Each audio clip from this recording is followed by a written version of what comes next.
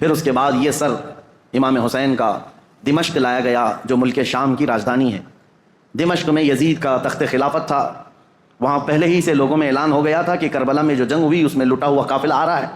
امام حسین کو، ان کے سر کو اور ان کے خاندان کی بیویوں کو اور ان کے بیٹوں کو قیدی بنا کر لایا جا رہا ہے۔ امام زین العابدین امام حسین کے بیٹے جو بیمار تھے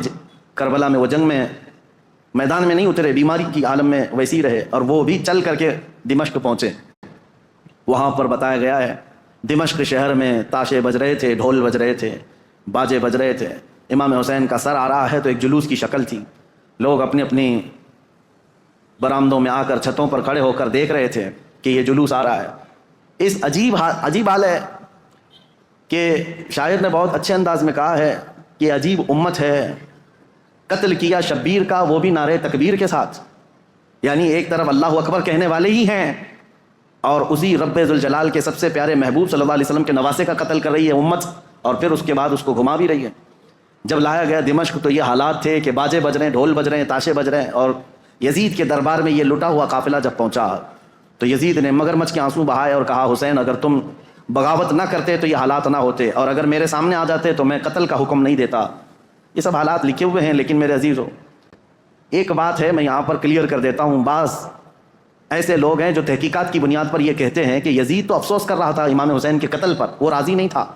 ہم کہتے ہیں یہ قتل ہو جانے کے بعد آنسو بہانا اور راضی نہ ہونے کا ڈھونگ کرنا یہ بات الگ ہے۔ اگر یزید حقیقت میں راضی نہیں تھا تو امام حسین کے قتل کے سلسلے میں جتنے کوفہ میں گئے تھے ان کو پکڑ کر سزا بھی تو دے سکتا تھا، لیکن سزا کسی کو نہیں دی گئی۔ اس کا کیا مطلب ہے؟ ایک طرف تم رو کر کے لوگوں کو بتا رہے ہو کہ میں اس سے راضی نہیں تھا، اگر تم راضی نہیں تھے تو عبید اللہ بن زیاد، عمرو بن سعد، شمر، خولی، یہ جن لوگوں نے مولا حسین کے ساتھ ظلم کیا اور ان کے بچوں کو مارا ہے، یزید بھرے دربار میں بلا کر کہتا کہ انہوں نے میری رضا کے خلاف کام کیا ہے، رسول اللہ کے بیٹے کا قتل کیا، لہٰذا ان کا قتل ہوگا، کہیں تاریخ میں نہیں ملتا ہے۔ تو لہٰذا یہ ڈھونگ رچانا یہ ایسا ہی ہے میرے عزیزو کہ صرف اتنا بیان دے دینا کہ ہمیں کھیت ہے، ہمیں افسوس ہے، یہ تو پولیٹیشین جیسے آج بھی کرتے ہیں سیاسی لوگ،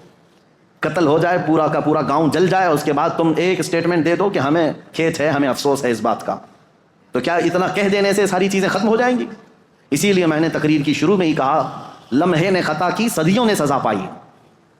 کبھی ایک لمحہ خطا ہو جاتی ہے اور اس کی سزا قیامت تک قائم رہتی ہے۔ یہی یزید نے کیا، 3 سالہ دور تھا اس کا، صرف تاریخ میں موجود ہے اس کی حکومت صرف 3 سال چلی، لیکن ان 3 سالوں کے اندر جو اس نے ہولناک یہ حادثہ کیا ہے تو اس کی مذمت اور اس کی وجہ سے اس پر لعنت یہ صدیوں تک جاری رہے گی۔ امام حسین کا سر مبارک جب آیا وہاں پر تو عجیب حالات تھے، کچھ صحابہ بھی وہاں موجود تھے، انہوں نے یہ روایت بھی بیان کی ہے۔ دمشق کے دربار میں جب امام حسین کا سر لایا گیا